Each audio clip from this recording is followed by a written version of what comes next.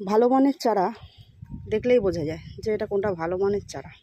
গোড়ার থেকে চারা নিয়েছি, চারা করেছি।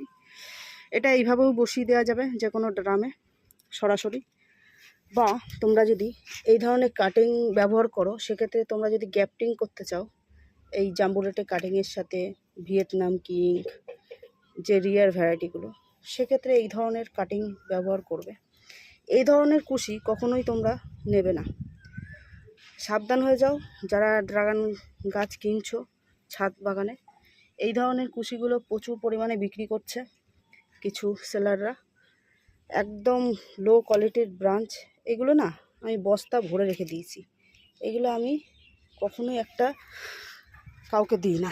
এই যে বস্তা ভরে রেখেছি, দেখো আমার বস্তা ভরে গেছে। কোয়ালিটি হবে এরকম, সময় লাগবে।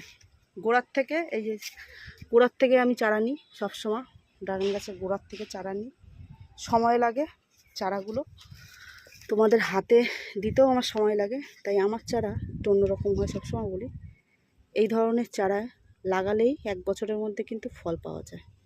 ধন্যবাদ সবাইকে।